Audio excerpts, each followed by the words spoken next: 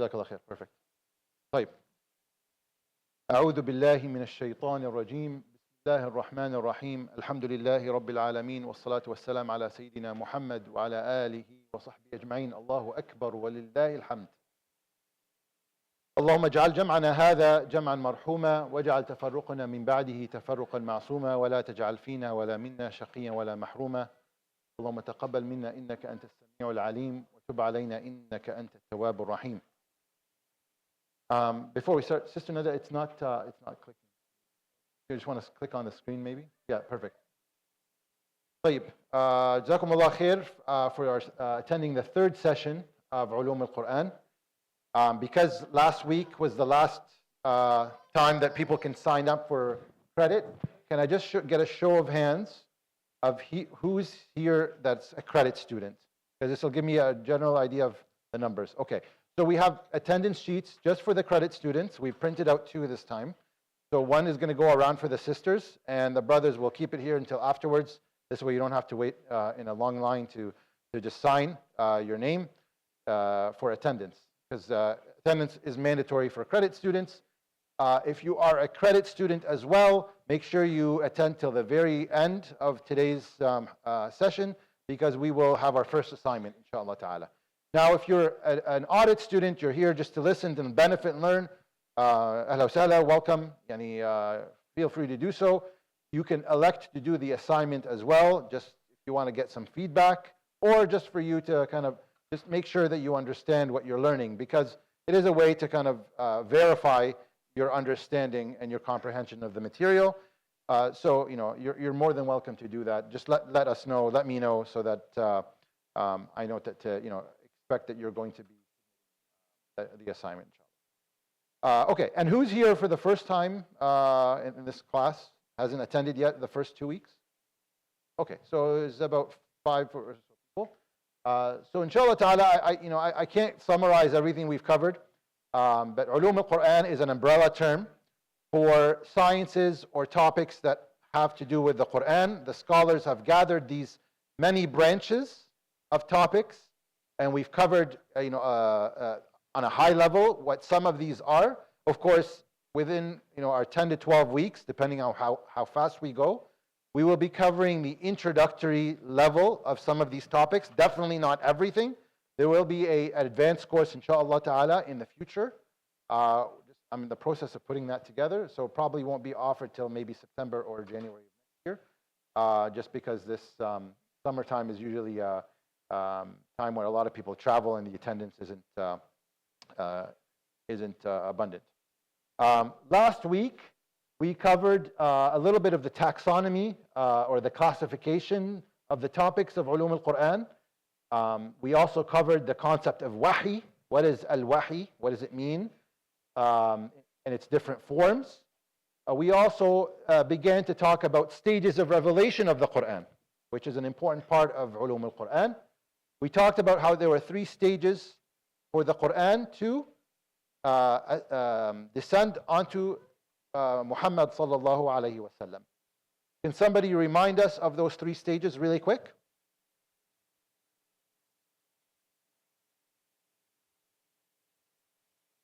Right? But in terms of the stages, yes.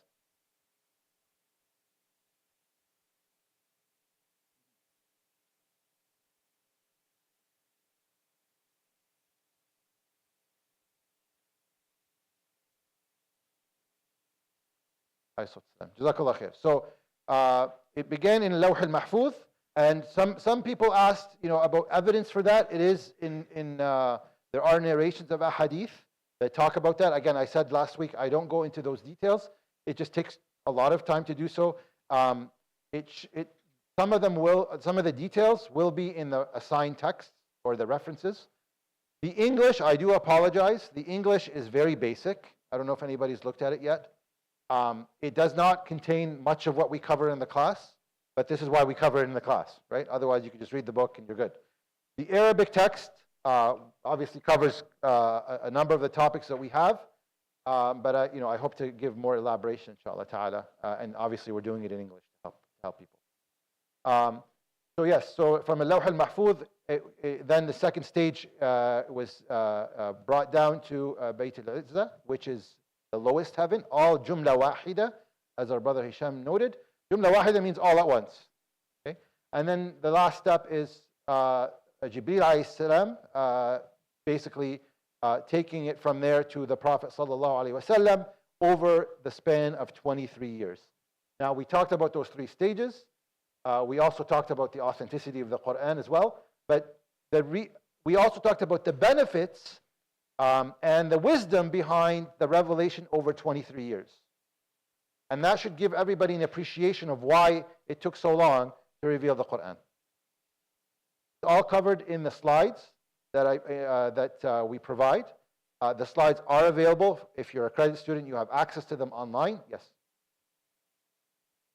They're not on the website. Sister Nada. Okay, Sister Nada says these. So if you who can't get access to them? Oh boy. Okay, so yeah, please look into it. And if you don't have, we can't manage that anytime soon. What I'll start doing is I'll start sending the PDF copy to the credit students through email until we manage this.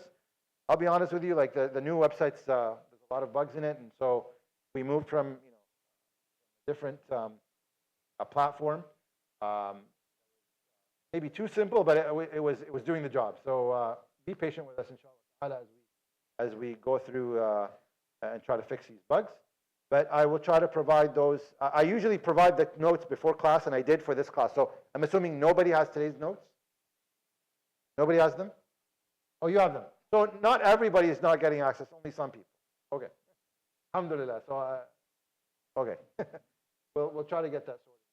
So we focused a lot last week on why gradual. And it's important to know this as a Muslim, right? And there's benefits, and we're not going to talk about those again, but those are in your notes, available to you, and the recording is available. We also talked about the first and last revelation of the Quran. So we talked about the first ayat, we talked about the first surah, we talked about the last surah and the last set of ayat. Okay?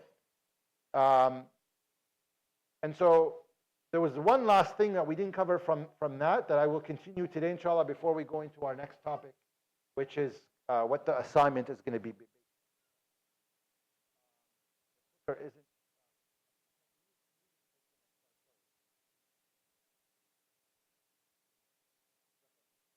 I don't know why. Is there another clicker or a mouse so I don't trouble you? A lot of technical difficulties. Okay. No, it's not. Maybe it is now and it's just a leg. Okay, khair inshallah. We'll go with the leg for now until. Okay, so we talked about the first and last revelations, but what we want to talk about now, just to kind of finish this topic, is we wanted to talk about the relative first and last ayat of the Quran, relative to a topic. Okay, so obviously the Quran talked about many topics in multiple times, right? And the example I have here is, for example, the prohibition of alcohol. How many ayat talk about alcohol in the Quran? One? Multiple? Who believes one? Who believes multiple? Okay, multiple, right? Are the multiple ayat that talk about alcohol talking about alcohol in the same way? No, they're not, right? And that's for a reason. So the Quran came, like we said, was gradual over time. There's one of the wisdoms and benefits to humanity is for Islamic law to be able to be practiced.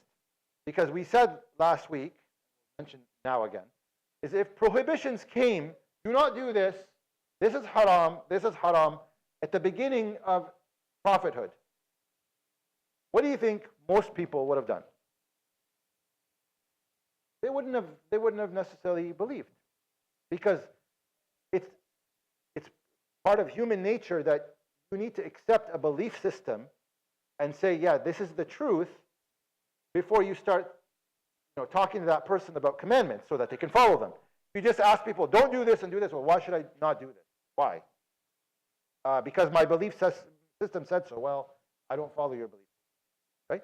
So beliefs have to come first, then the rulings and the prohibitions and halal and the haram.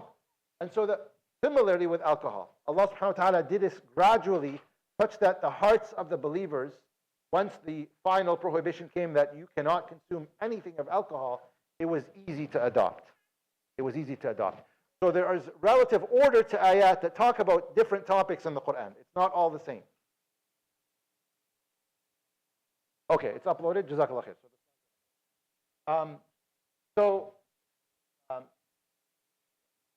The scholars have defined the first and last revelations dealing with particular topics.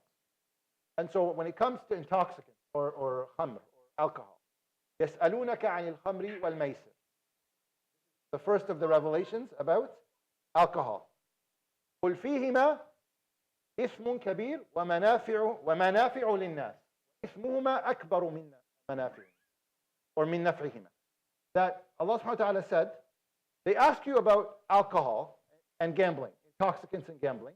Tell them, there is great evil in both, intoxicants and gambling, as well as some benefits to people, but their evil outweighs the benefit. Okay? Introducing the topic of alcohol. Is it halal? Is it haram yet? Not yet. But it's now to kind of just, it's to start to mold, the understanding and start pointing into the direction of trying to wean people off of this haram over time.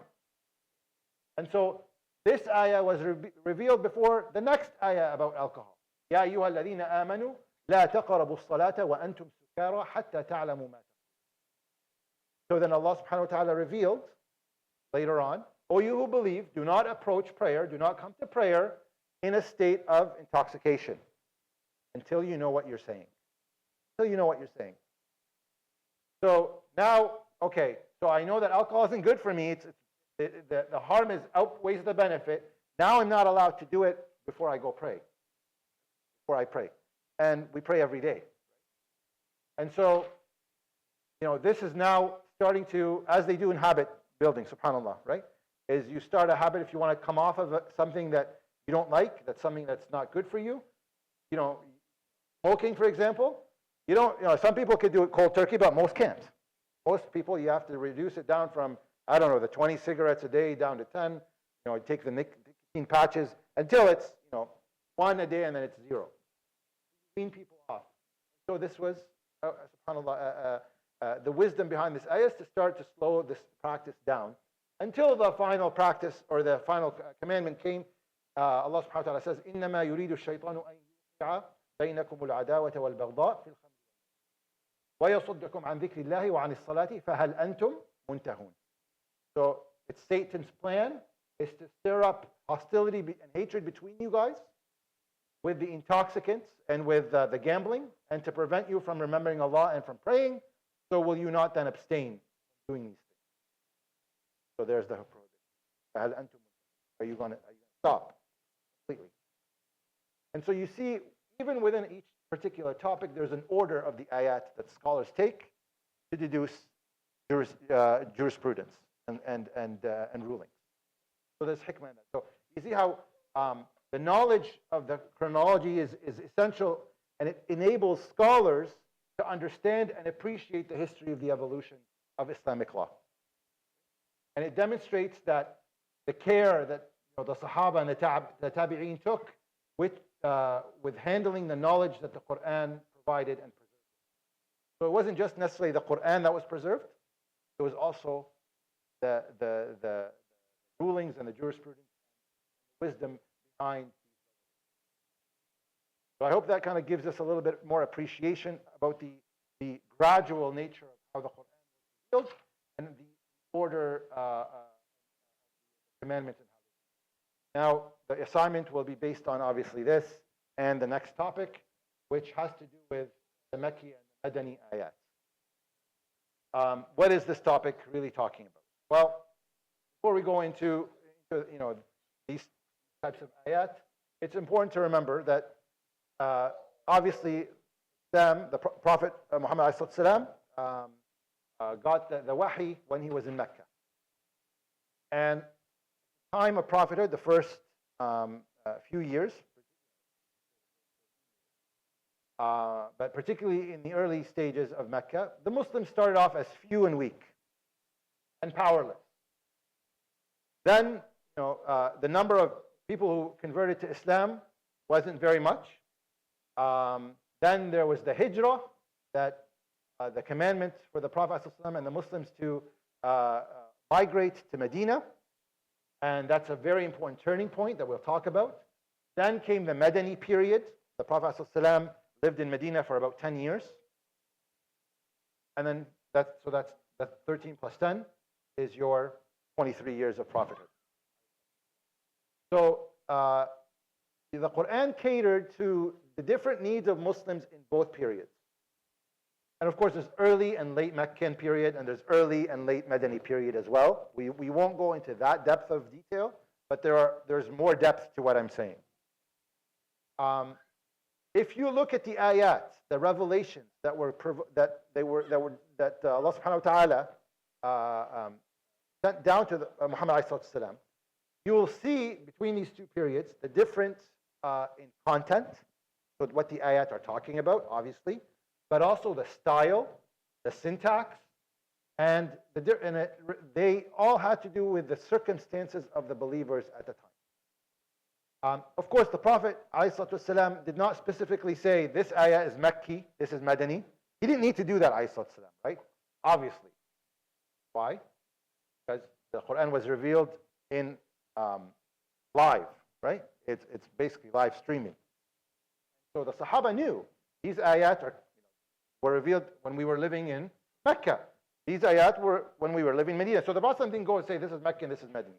This is based on reports from the Sahaba and the Tabi'een that learned from the Sahaba, radiallahu anhum, and the scholars, which we'll talk about that. But it's very important to differentiate ayat of the Quran between.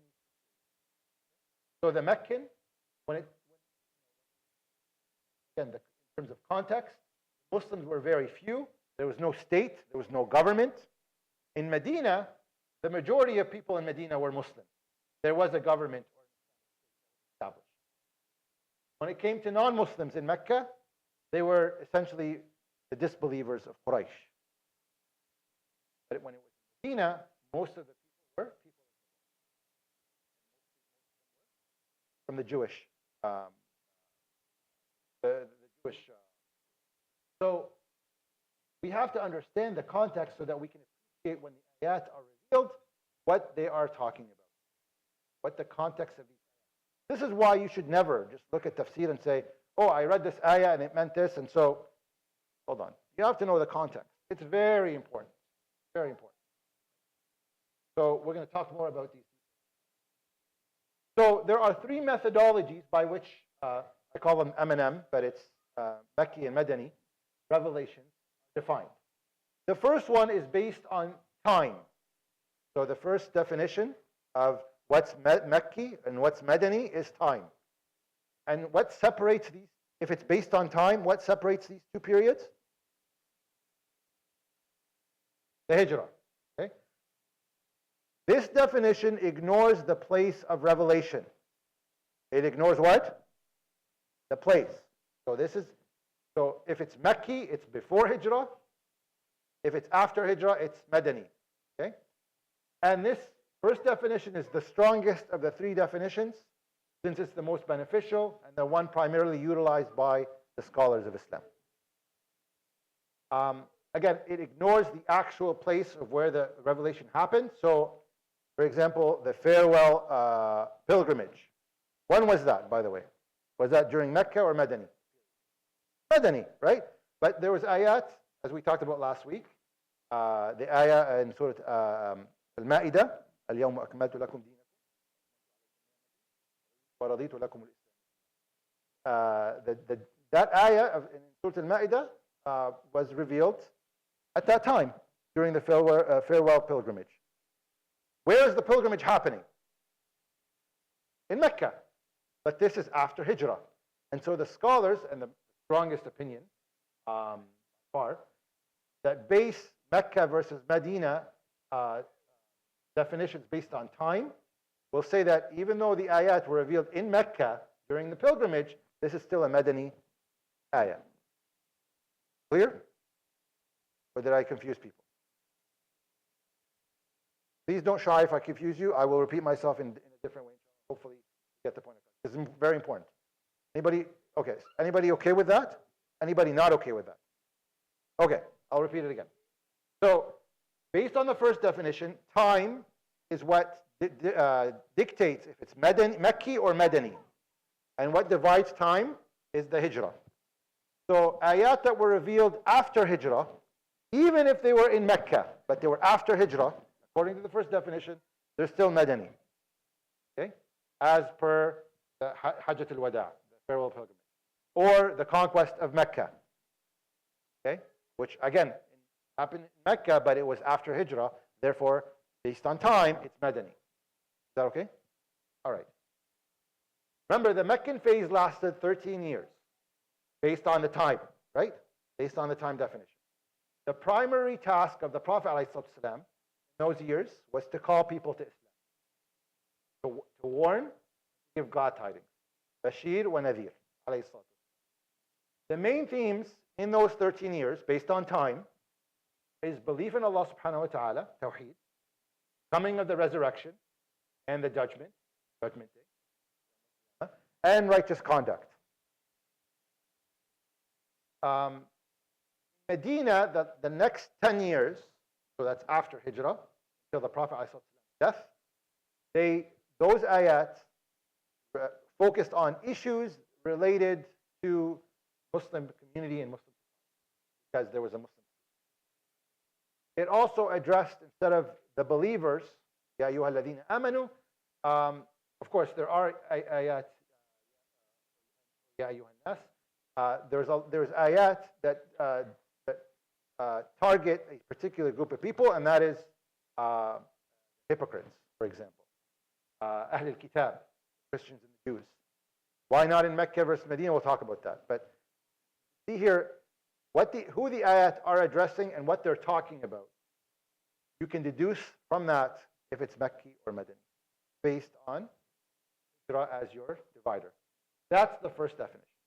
Any questions on the first definition using time? Okay. The second definition is based on place. So, ayat that were revealed to the Prophet ﷺ as he was in Mecca, if you follow that definition, that would be Mecca. If they were revealed while he was in Medina ﷺ, they would be Medina. Okay? So the farewell ayat during Hajjat al-Wada, during Hajj, the farewell Hajj, they would be considered Mecca based on definition number 2. The flaw with this definition is that there were ayat that were revealed neither in Mecca or Medina. So there were ayat, for example, that were revealed in Tabuk. Anybody know from what surah talks about Tabuk?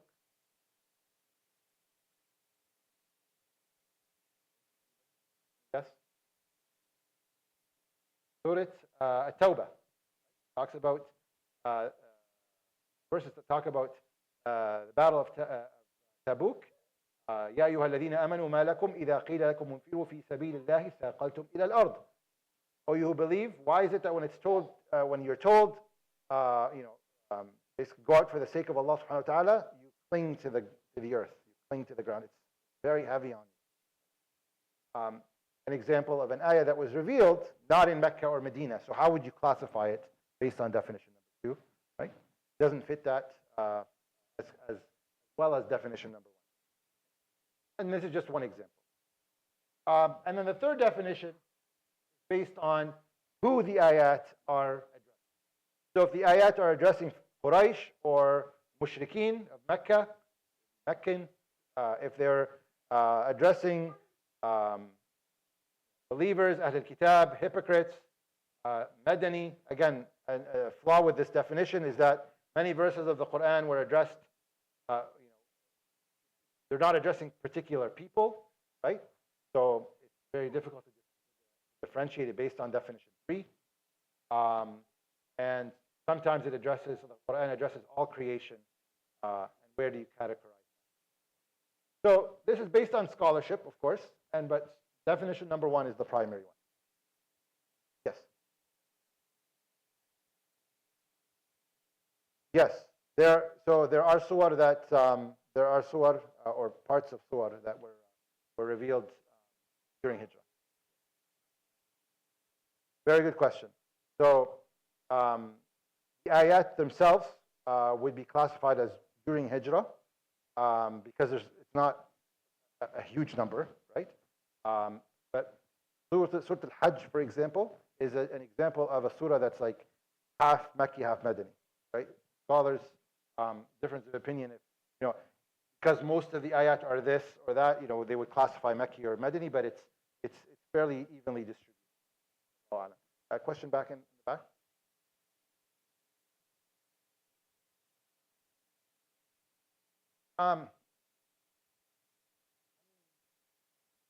Well, I mean, it's. I don't think there's necessarily a flaw.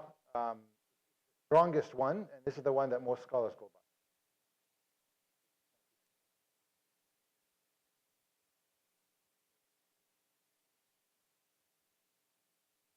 Yeah. So when was Isra and Mi'raj?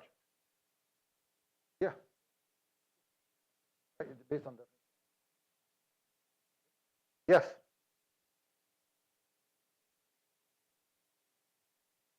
There's difference of opinions in some of them. Yes. Very good. Good questions. Good questions. Jazakumullah khair. If you think about a question, I'm sure somebody else is thinking about it. So if you actually ask it, it helps other people. So, barakallah. We'll move on, inshallah, to the importance of knowing the timing. We kind of alluded to this already. A little bit more detail, though.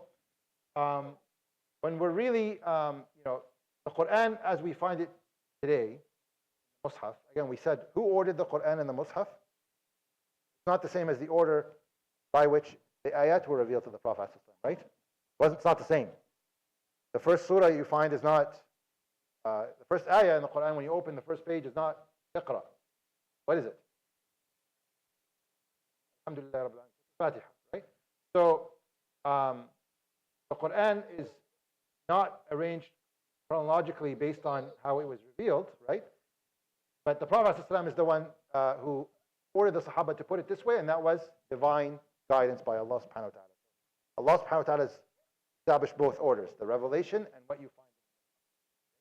So you can't deduce by just opening the Mus'haf and say, oh, the first half is Meccan, second half is Madani. That's how it works, right? Does anybody know, for example, that out of the long surah, how many long surah are there? Based on the scholars, how they divide the, yes.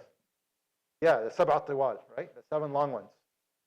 Out of the 7 long ones, most of them are Mekki or Madani? Madani. Which one is the exception? No? An'am. An'am is the Madani. So the first good part of the Quran, most of it, is actually Madani. It's not Mekki. Al-Fatiha. So we need to understand the time, Bab al-Nuzul, the circumstances, and the context. And this benefits us when we learn this because it gives us obviously an understanding of the history and the progression of the Muslim community, the focus on Aqidah and how that evolved. Aqidah was the primary subject of Mekki revelations, the creed. You need to understand creed because the belief system is number 1. You can't give people rulings without them establishing and following a belief system. In Medina, for example, the Quran talked about laws and regulations for the individual, for the family, for the state, so on. It's also important to understand the development of practices and attitudes as well. The Prophet ﷺ is told by Allah to be patient during the Meccan period. Was harmed, the Sahaba were harmed. What did the Prophet ﷺ command the Sahaba to do? To fight back? In Mecca. Was there an order to fight back? No. Patient. Asbir. Patient. Not the time to defend yourself physically. However, came to Medina, the order came, right? The order came to fight back. So it's important to understand this gradual development of practices and attitudes that Allah subhanahu wa ta'ala taught the Prophet and the believers. They have to worry about hypocrites in Mecca. Why not? Were there any hypocrites in Mecca? In Mecca. Not Meccan period, I should say. In Meccan period. There was no hypocrites in Meccan period. Why? Yeah, there was no benefit to claim you're Muslim and deep down believe you're just because there was never any perks with being a Muslim in Mecca. You were tortured. You were persecuted. It was not a good time to be a Muslim, right? You had to endure a lot. So nobody's going to say, I'm Muslim, but in their heart, not believe it. In Medina, however, when there was an Islamic state, when there's strength of the believers, they were hypocrites. And so ayat came to address those.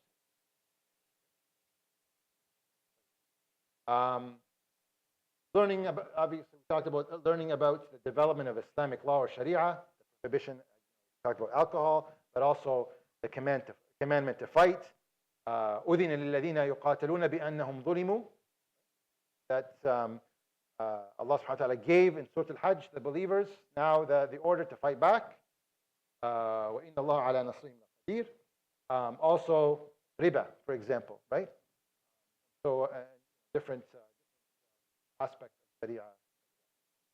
So, it's important to appreciate that the care and the detail of which the knowledge, not about just the ayat, but the context of the ayat, how it was preserved. And this is part of the ijaz of the Quran that we'll talk about later, miraculous nature. So if the knowledge of the where, the when, and the how of an ayah was revealed, was preserved, then how is it possible that the actual ayah itself, the meaning, the intent, not be preserved? All of it were preserved, and extra care was given by the Sahaba. We have to start appreciating these things, because the Quran wasn't just in a book from that time, and it was protected from anybody messing with it until it came to us on a gold platter. That's not how it happened. We got to appreciate all of the things that went serving the Quran. Of course, Allah guaranteed it and promised it, right? لا يخلف الله وعده. Allah subhanahu wa ta'ala doesn't break His promise, but it doesn't mean it didn't take blood, sweat, and tears. You have to start appreciating. It's amazing, the science behind it. Well, we'll talk about that.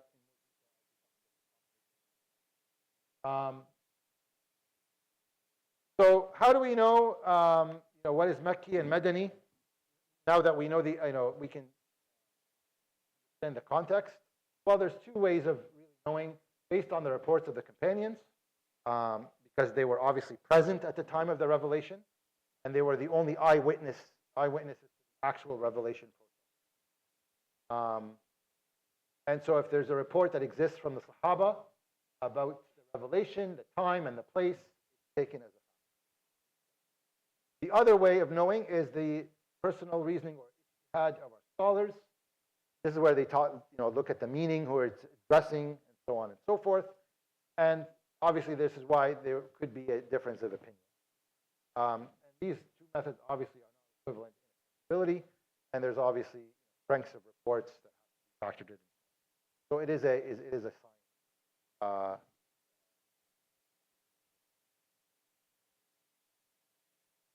All right. So what are some of the unique attributes?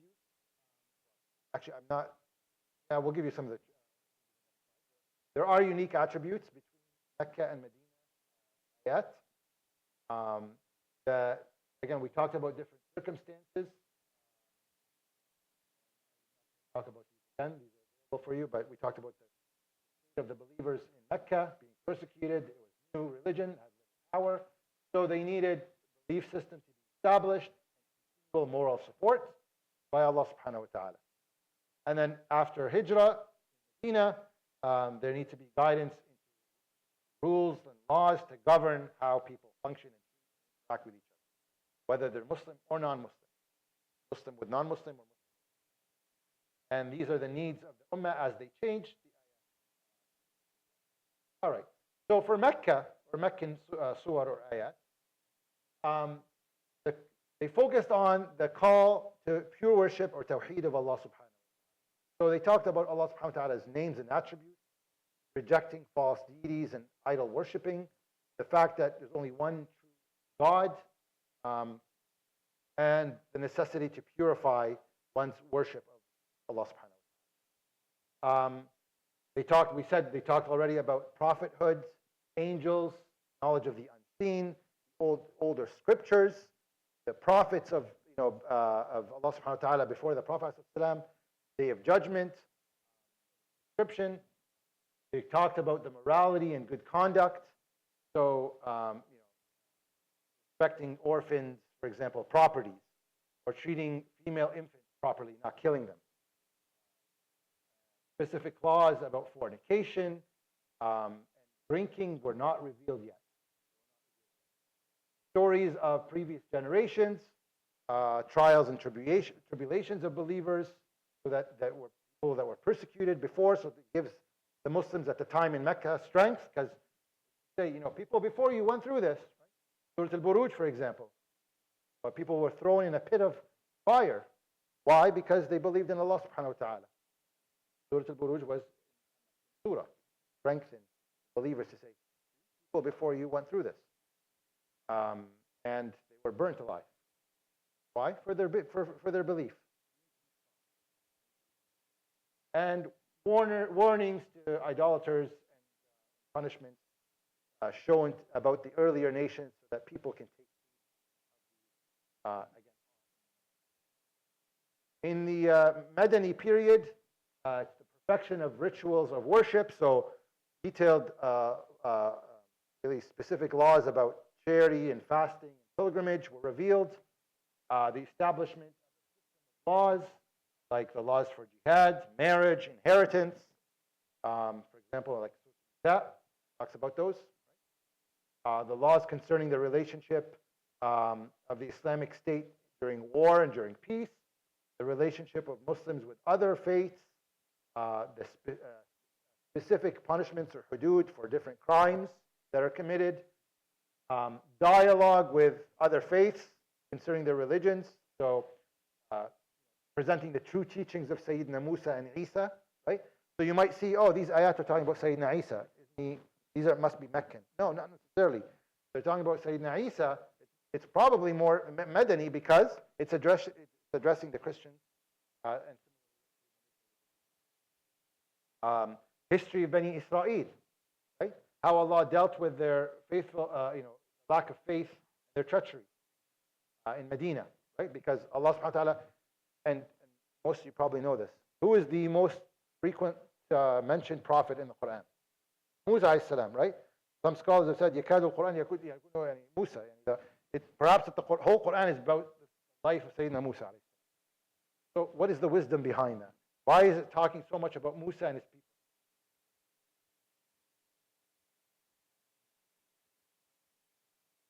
Yeah, it was an ummah that they had rules and laws and shara that they were commanded to follow, and they had prophets, and they had the same creed, and they did miserable. Allah subhanahu wa ta'ala wants to teach us what happened to them so we don't repeat them. Guess what we did?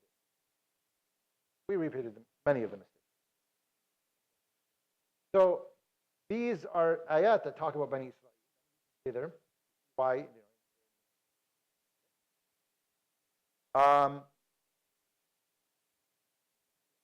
I'll have to say. Any questions so far? With about 25 minutes or so left, how is the pace? Can I get a show of hands of too fast? Still a bit too fast. Too slow. Just right. Okay. All right. I'll try to maybe just emphasize, take a little bit more time on the more important concepts, inshallah. Jazakallah khair for telling me, because it's important that everybody knows this stuff. This is fundamental knowledge, guys.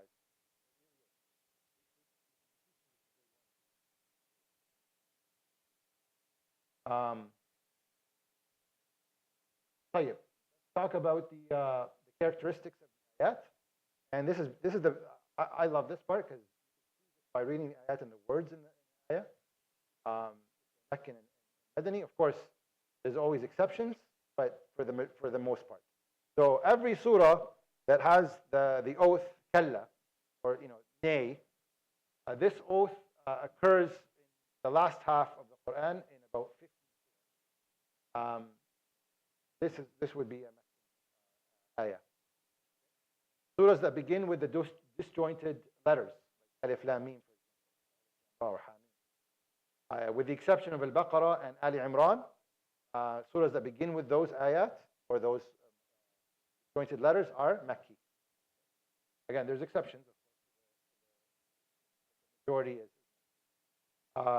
Surahs that have ayat of prostration, Sajdat al-Tilawa, those are predominantly Makki.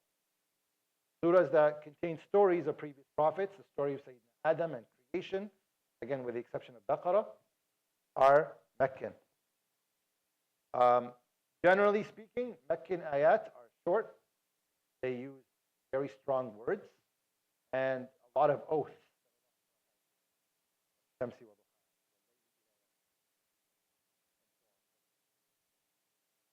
Characteristics. Madani ayat, again, we said the ayat that talk about punishment for crime or hudud. Surahs that mention the hypocrites. Surahs that call out Christians or jihad, and generally ayat that are longer are Madani.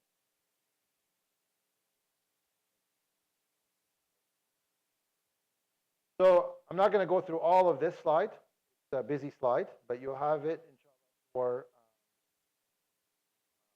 reference. Yeah, so the breakdown before Hijrah, again, based on definition number 1, there's breakdowns is that about 85 surahs are Makki.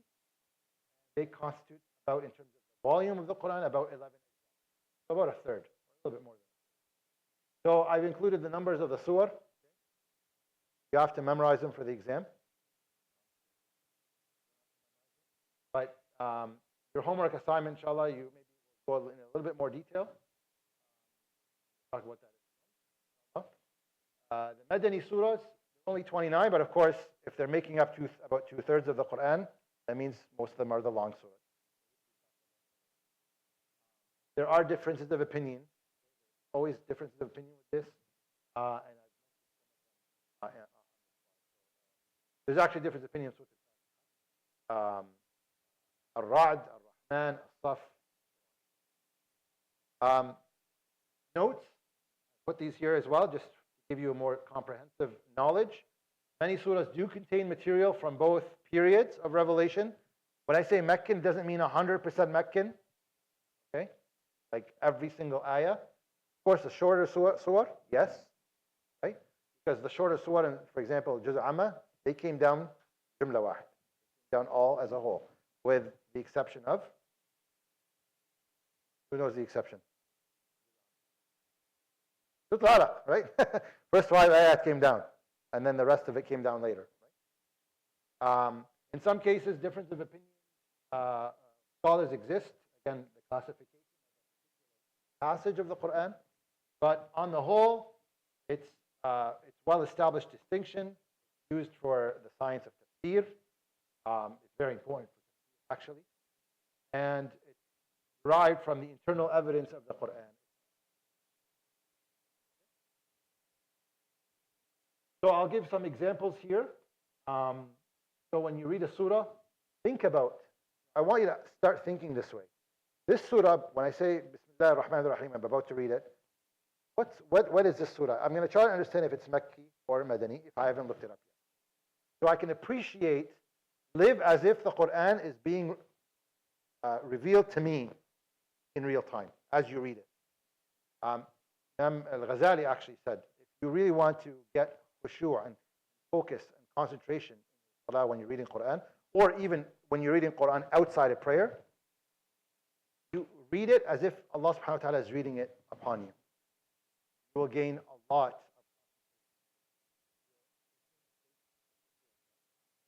So get into the practice of asking yourself, the surah that I'm about to read, is this Madani or Makki? I can look it up, and then I can appreciate when I'm reading the ayats, the context a little bit more. It'll be a lot more meaningful. So, for example, if we have differences in theme, we kind of talked about that already. References, for example, Abu Lahab in Makki, Madani would be Battle of Badr or the trench. We talked about the length. Ayat that are shorter are Makki. Shu'ara, for example, 227 ayat, right? And it's not in the beginning; it's in the middle of the. Many very short, small ayat that are repeat a lot, versus the longer ayat. The address, O you who believe, O mankind, Ya ayyuhan nas, Ya bani Adam. Forms of address, Makki, Ya ayyuhal ladina. يا أيها الذين كفروا or يا أهل الكتاب. Okay. And so the question earlier about during Hijrah, so Quran revealed during Hijrah, إن الذي فرض عليك القرآن لرادك إلى معاد. This is a beautiful ayah, by the way. Allah subhanahu wa ta'ala revealed to the Prophet as he was leaving his home. Very difficult, the Prophet leaving Mecca, going to Medina. Allah subhanahu wa ta'ala promised, most certainly the one who has ordained the Quran for you, will bring you back home. Most certainly.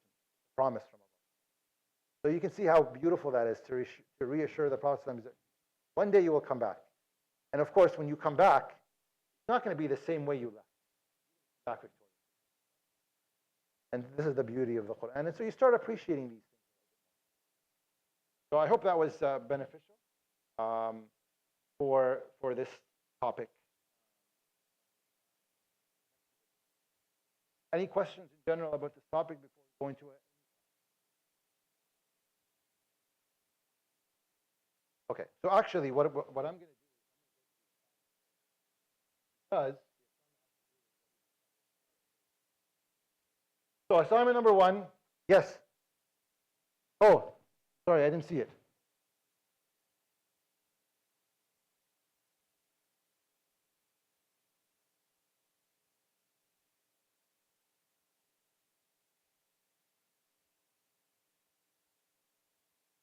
No, so the ayah is either Makki or Madani, but there may be a difference of opinion.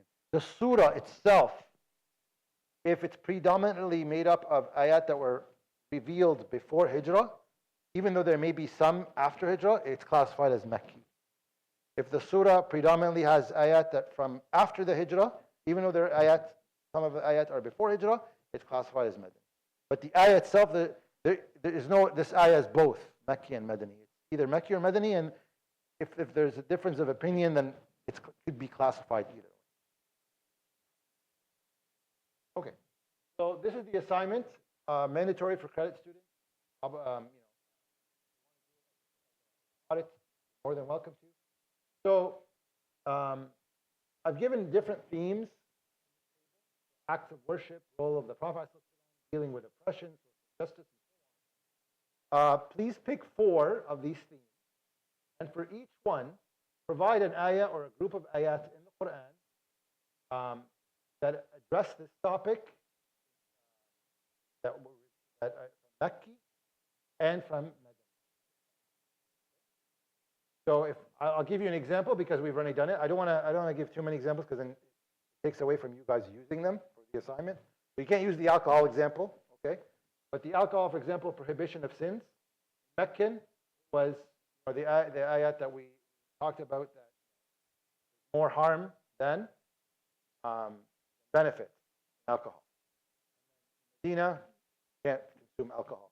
Bring the 2 ayat as supporting evidence, and then you can talk about why the approach changed, why the shift, the revelation shifted towards a specific ruling over time.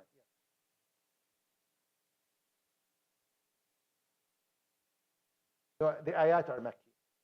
Okay? Of course, you have to use references. Okay? This is not a guess. This is not like, oh, this sounds Makki, because it's good to think about what I think it is, but you need to validate that with proper references. So please use tafsir sources. They're all over the net now. Everything is available, subhanAllah. Okay? Al-Maktab al-Shamila, like if you're an Arabic reader, has like everything, okay? Even the English translations or text in PDF, and they're available for free, like here's tafsir and so on. You know, there's so much online you can access. Please use these references, okay? So validate those, what you select with. But again, pick 4 of these topics, and then bring ayat or an ayah or a group of ayat that are one passage that talk about this, and then ayat or a group, an ayah or a passage that talk about this topic. Right, it was revealed in Medina, and show that shift. Talk about some explanation why that shift happened, or okay, have access to cite your resources. You guys 2 weeks to do this for credit students.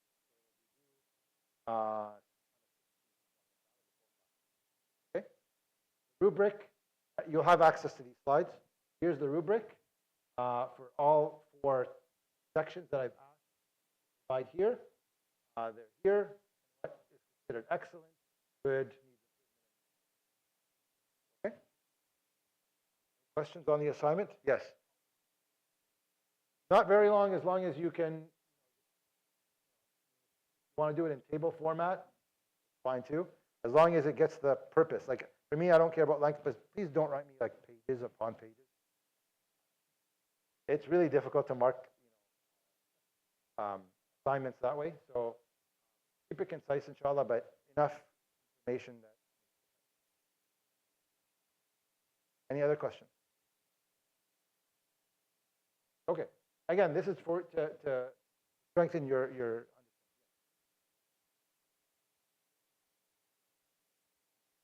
Well, certainly the ayat have to be from the Quran, but you should reference, when you look at the ayat, you look at a surah and what it's talking about, because the theme of the surah is going to be helpful for you as well. Look at online sources. Again, keep it precise to the point. It doesn't need to be.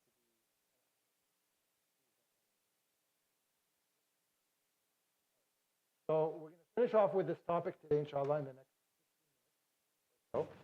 The transmission of the Quran. We're going to start now about, this is a very important topic, and how the Quran has been transmitted over time from the Prophet ﷺ to you and I. Okay? You cannot have gaps in your understanding. This is fundamental. If somebody says to you, how do you guarantee this Quran hasn't been changed? How do you guarantee it? You're going to tell them, oh, Allah subhanahu wa ta'ala promised. Well, I don't even believe. Give me evidence of how this was preserved. You need to know this, okay? Very important. All right. So the transmission of the Quran is unique to the Quran. No other divine book can claim or has obviously this transmission, and certainly no book as it stands today besides the Quran can claim that it's authentic or as authentic as the Quran. Of course, we know that Allah subhanahu wa ta'ala promised that He will protect it. Inna nahnu nazzalna dhikra lahu lahafidun. Allah promised, guaranteed. It's certainly that we've revealed the Quran, the reminder, and that it's certain that we will preserve it. Now, the preservation of the Quran, Allah subhanahu wa ta'ala promised it. But how did Allah subhanahu wa ta'ala facilitate the preservation of the Quran? You have your hand up? You have your hand up? Sorry. Yeah? Say again? Yeah, but through who? Through people, right? Through people. This is why when we say the huffaz, right? What is a hafiz? somebody who's memorized the Quran. But yes, but what is the actual meaning of hafiz? Is the one who protects, preserves, right? Somebody who preserves something. A hafiz, in our context, somebody who's preserved the Quran because they've memorized it, right? So if you recite an ayah and it's incorrect, somebody who's hafiz will tell you, oh, incorrect. What the Quran. And it is an honor to be selected by Allah subhanahu wa ta'ala to be a hafiz. It is an honor, but it comes with a responsibility too. Because now you are responsible. Make sure that you protect not only the ayat and the words of the Quran, the meaning of the Quran, and transmission. It's a big responsibility because this is the word of Allah. Don't mess around. But it comes, honor, but it comes with a responsibility. All right. So when the Prophet ﷺ was fearful of forgetting the ayat, Allah subhanahu wa ta'ala said, so he started to move his tongue, because when you're trying to remember something, you start saying it, right? And Allah subhanahu wa ta'ala told him, لا تحرك به لسانك تعجل به إن علينا جمعه وقرآنه. Don't move your tongue, try to memorize it. Certainly on us that we will make you memorize and recite. Allah subhanahu wa ta'ala said also, كتاب عزيز لا يأتيه الباطل بين يديه ولا من خلفه تنزيل. Allah subhanahu wa ta'ala said, it is truly a mighty book, cannot be proven false from anyone. It is a revelation from the All-Wise. So this is the guarantee of Allah subhanahu wa ta'ala. Now the transmission of the Quran came in two different ways. The first one is through oral transmission. And then the second one is written. Okay? Written transmission. We'll cover oral transmission first, and today, and inshallah next week, we'll talk about written. Remember the words Quran and Al-Kitab. These are two names of the Quran. Right? What does Al-Quran mean? The recitation, right? Indicating the oral transmission, reciting it orally. And Al-Kitab is referencing the written, because it's a book.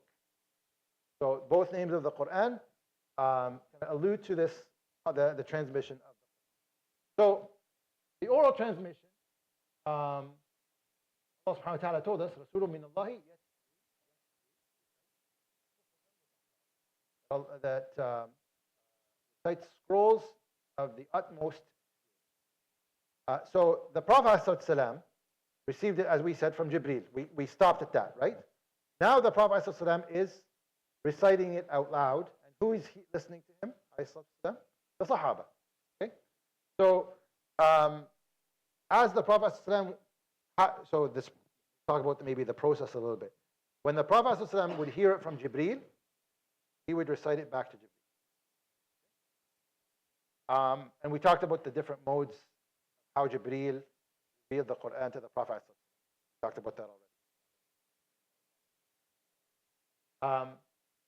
So the Prophet, when he would recite the ayat that were freshly revealed to him, he would ask the Sahaba to memorize them. So we know from the hadith of Aisha, Fatima, that the Prophet ﷺ confided in her, and he said to her that Jibreel used to recite the whole Quran to me every Ramadan. The Prophet ﷺ would recite it back. And this year, the Prophet ﷺ was referring to his last year life, he has recited the Quran unto me twice. And so I do not see, except that this is, my time of death is near. So there's this memorization of the Prophet ﷺ. And remember, what Allah subhanahu wa ta'ala guaranteed is, yes, he's going to preserve it with the Prophet ﷺ. سَنُقْرِئُكَ فَلَا تَنْسَى. Right? We will recite it upon you, you will not forget. This is the isma of the Prophet ﷺ. The Prophet ﷺ was a human with everything except this was a isma. This was perfection. Because Allah subhanahu wa ta'ala guaranteed that it is going to be passed down to the Prophet to us. No question. Okay? So the Prophet declared the revelation and instructed the Sahaba to memorize it. So, for example, Abdullah bin Mas'ud was the first man to publicly recite the Quran in Mecca. And it was during the early phases of the Ummah. So actually, Ibn Mas'ud was very courageous. He would go to in front of the Kaaba, where Maqam Ibrahim was, say out loud, Bismillah ar-Rahman ar-Rahim, and he would recite Surah Ar-Rahman. Ar-Rahman, allama al-Quran, khalaqa al-insan, in front of the disbelievers. Disbelievers obviously heard this, got annoyed, and they started to hit him in the face, radiallahu anh, but he continued to recite until Allah willed for him. So we know that the Sahaba memorized it right away. Mu'adh bin Jabal, radiallahu anhu. So this was actually, the young Sahaba were so eager to memorize the Quran and then go lead prayer. So the Prophet ﷺ, for example, and this is later on, this is not, a man was walking, farmer with his camels walking back home at night, very tired after a long day's work. And what used to happen is that the young Sahaba who memorized the Quran would pray with the Prophet ﷺ Isha, and then they would go to the outskirts of Medina and they would lead Isha for the people there. So this man, Sulaim, was walking and wanted to pray behind Mu'adh. So he started to pray, started reading from Surah Al-Baqarah. Really long. The man is exhausted, laborious work all day long. Now, I'm listening to Surah Al-Baqarah and I'm tired. So he did salam, left the prayer, finished on his own, left. Of course, Mu'adh saw this kind of hypocrisy, so he went to the Prophet ﷺ and complained. So Sulaim heard that Mu'adh complained to the Prophet ﷺ. So he went to the Prophet ﷺ and he said, Mu'adh, after a long day's worth of work, and we're tired, we're exhausted, coming here reciting Surah Al-Baqarah in Isha. The Prophet ﷺ called Mu'adh. أَفَتَّانٌ أَنْتَ يَا مُعَاذ. Are you testing or trying people, O Mu'adh? Are you putting them through difficulty? Rebuking him. Was rebuking. If you had only read وَالشَّمْسِ وَضُحَاهَا وَاللَّيْلِ إِذَا يَغْشَى, would have been better for you. If you have read the surah, would have been better for you. So, again, this is evidence that the Sahaba were memorizing. They weren't just waiting. They were proactive in doing it. Abu Bakr radiallahu anhu used to recite the Quran publicly in front of his own house. And there's numerous ahadith that talk about this as well. The Prophet ﷺ, many things related to the Quran, one of which is خَيْرُكُمْ مَنْ تَعَلَّمَ الْقُرْآنَ. The best of you who learn the Quran and teach it, which obviously denotes memorization as part of that.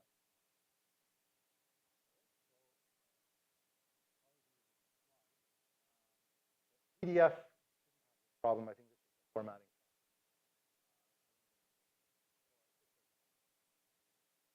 We talked about titles during the prayers. The Prophet would obviously Sahaba. So as soon as the revelation would come to the Prophet, he would call over scribes. We'll talk about this next week. But the scribes recited onto part of that, they would hear it and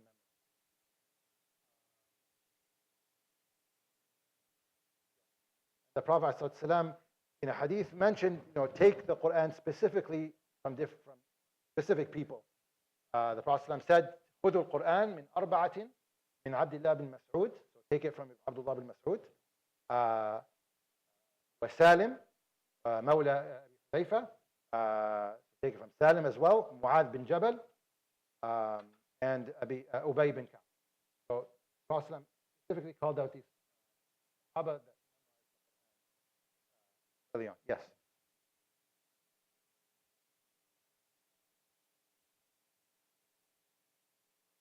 About 24, 25, yeah, about there.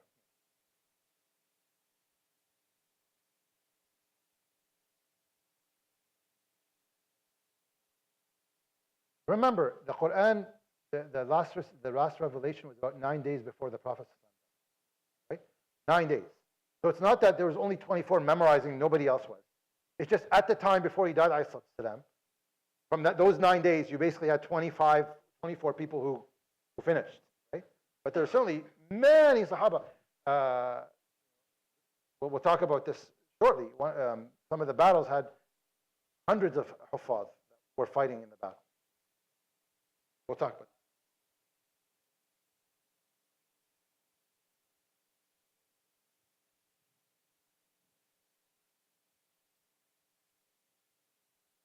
Talking about, remember, at Hajjat al-Wada is like 100,000 people. Certainly, yeah, I mean, there's different degrees of memorization, but there were, let's say there were specialists. But there was, 25 Huffaz by the time the Prophet, about 25, is a big number, right? After that, there was hundreds and then thousands. So again, it's only small because there was about only less than 2 between the Prophet's last revelation and death. That's the only reason why it's low. But there's a lot of Sahaba that memorized the whole thing. Now, a number, I can't give you. Okay. Another hadith that informs us about the companions who memorized the Quran. Able to Ubay bin Ka'b, Mu'adh bin Jabal, Zayd bin Thabit, Abu Zayd. The Battle of Yamama, for example, this was after the Prophet's death. So Abu Bakr was the Khalifa. So this maybe answers your question. There was about 700 Huffaz that were killed. 700. And those were just the ones who killed, right? Not the ones who participated, and not the ones who didn't participate. So there's many of them. And this actually is the incident that caused Umar radiallahu anh to go to Abu Bakr and say, hey, we need to protect the Quran. Memorizers of the Quran are going. Where we talk about Abu Bakr's period. Let me just finish, inshallah, I'll get to your question. I think that's it. Yeah, so that's it. We're on time, and I finished on time, so I've tried to stick to an hour, so which means that we're probably going to have 12 sessions, not 10. Well, just because I don't want to. So any questions? Go ahead, inshallah. So the Abu Bakr's Khilafah was 2 years only, right? So it wasn't too long after the Prophet's death. I don't want you to get the impression there's only few.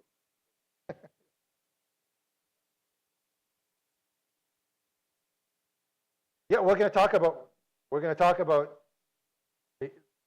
most of them, not all of them, played a role in the compilation of the Quran. We'll talk about it, inshallah. Yes.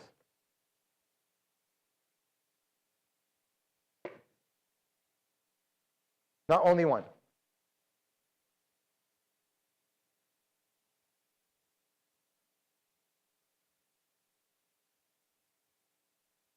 Yes. Yes. Yeah, we'll get that when we talk about the transmission through written, inshallah, next week. This is just the oral part, guys, okay? This is oral transmission. But oral is difficult, I'm going to use this word, less scientific based on what we define as science today, right? But it was extremely important to validate the written. Without oral, you couldn't validate the written. And without the written, you couldn't validate the oral. So both of them are very important. Sorry, there was another question. The due date, 2 weeks, so the 16th, inshallah. Again, keep it simple. Pick 4. Don't write essays. Any last questions before we close? Okay, so the attendance sheets for the sister was going around. So please give it to Sister Nada if she's still around. If she's not, I can take it, inshallah. Brothers, here it is. If you're a credit student, if you want to be, if you're attending for the first time, we've closed the door for credit, but if you want to be audit and want to receive notices and so on, you can add your name or your email to this. Inshallah, we'll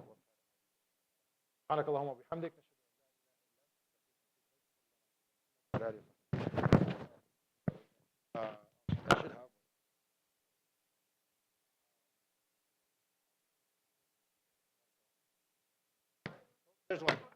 Jazakallah khair.